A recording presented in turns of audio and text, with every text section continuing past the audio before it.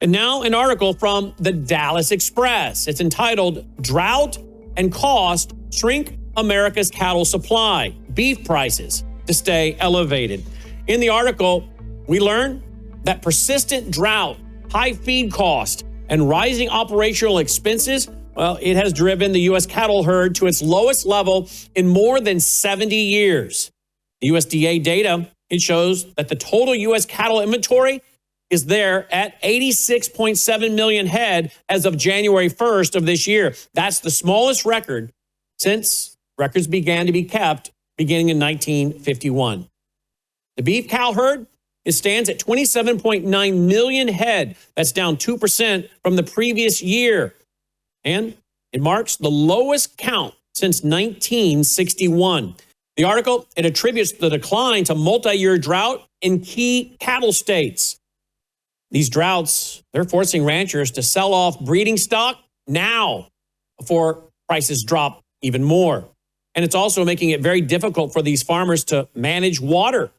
And then, of course, lack of water creates lack of feed. And, of course, then the feed costs, they go up much, much higher. Supply and demand kick in, right? Because after all, water and weather, that impacts corn and soybean harvest. And then you got the interest rates and the fuel prices. That all adds further pressure on producers. The National Cattlemen's Beef Association, well, they note that the ranchers, they're liquidating herds rather than rebuilding. And with the cow-calf sector particularly hard hit, it means prices are going to be going up even more at the grocery store when it comes to meat. So, sharply reduced supply, fewer calves entering into feedlots, and now you know why beef prices are going up. In fact, analysts, they expect retail beef prices to remain high, potentially 10 to 15% above long-term averages through at least the year 2027, even if the weather improves. And that's if the weather improves. The article, it warns that without significant relief, the structural contraction, well, it could become semi-permanent, thus limiting future herd rebuilding and keeping consumer beef prices elevated for years to come. There's a piece over at the New York Post. It's entitled, Marco Rubio Delivers Tough Love to Europe, and the Overgrown Teenage Brats Know Daddy is Right. That's the title of the article. And the author, he praises Secretary of State Marco Rubio's blunt address to European leaders during a recent NATO summit.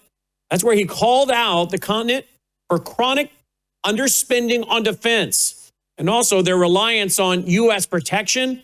And then, of course, moral posturing while expecting America to carry the security burden. Rubio, he reportedly told European counterparts, for decades, you've treated America like an indulgent parent who pays the bills while you spend your allowance on whatever you want. The free ride is over. Watch this clip. In this delusion, we embraced a dogmatic vision of free and unfettered trade, even as some nations protected their economies and subsidized their companies to systematically undercut ours, shuttering our plants, resulting in large parts of our societies being deindustrialized, shipping millions of working and middle-class jobs overseas, and handing control of our critical supply chains to both adversaries and rivals. We increasingly outsourced our sovereignty to international institutions while many nations invested in massive welfare states at the cost of maintaining the ability to defend themselves. This, even as other countries have invested in the most rapid military buildup in all of human history and have not hesitated to use hard power to pursue their own interests. To appease a climate cult, we have imposed energy policies on ourselves that are impoverishing our people, even as our competitors exploit oil and coal and natural gas and anything else, not just to power their economies, but to use as leverage against our own. And in a pursuit of a world without borders, we opened our doors to an unprecedented wave of mass migration that threatens the cohesion of our societies, the continuity of our culture, and the future of our people. We made these mistakes together. And now, together, we owe it to our people to face those facts and to move forward to rebuild. Rubio, he also cited NATO's 2% GDP defense spending guideline, noting that only a handful of members consistently meet it. And he warned that Europe's energy dependence on Russia, well, it exposes strategic vulnerabilities. The secretary emphasized that the U.S. will no longer subsidize European welfare states at the expense of American taxpayers and military readiness. The article at the New York Post, it frames Rubio's remarks as so-called tough love from a parent that's tired of enabling overgrown teenagers who demand respect while refusing responsibility.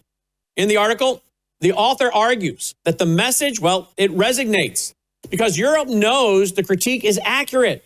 With decades of low defense budgets, anti-American rhetoric, which of course is coming from some of its leaders, and then they've been outsourcing security to Washington. And they have left their continent ill-prepared for real threats from Russia, China, and of course, Islam. Rubio's message, it cuts through the noise with plain truth. Europe has been coasting on America's security umbrella for years, for far too long. And the bill, well, it's coming due. Watch this clip. And this is why we do not want our allies to be weak, because that makes us weaker. We want allies who can defend themselves so that no adversary will ever be tempted to test our collective strength. This is why we do not want our allies to be shackled by guilt and shame. We want allies who are proud of their culture and of their heritage, who understand that we are heirs to the same great and noble civilization, and who together with us are willing and able to defend it. And this is why we do not want allies to rationalize the broken status quo rather than reckon with what is necessary to fix it. For we in America have no interest in being polite and orderly caretakers of the West's managed decline. We do not seek to separate, but to revitalize an old friendship and renew the greatest civilization in human history. What we want is a reinvigorated alliance that recognizes that what has ailed our societies is not just a set of bad policies, but a malaise of hopelessness and complacency. An alliance is the alliance that we want is one that is not paralyzed into inaction by fear. Fear of climate change, fear of war, fear of technology. Instead, we want an alliance that boldly races into the future. And the only fear we have is the fear of the shame of not leaving our nations prouder, stronger, and wealthier for our children. An alliance ready to defend our people, to safeguard our interests, and to preserve the freedom of action that allows us to shape our own destiny. Not one that exists to operate a global welfare state and atone for the purported sins of past generations. The continent's leaders, they know Rubio's right. It's time for Europe to grow up. It's time for them to meet their commitments and to stand on their own 2 feet rather than expecting us, the U.S. and the U.S. taxpayer, to keep playing the role of global sugar daddy. This is not about bullying. It's about fairness. It's about reality. When allies finally take responsibility for their own defense, well, everybody gets stronger. So let's hope that this tough love sinks in before the next crisis forces the lesson the hard way.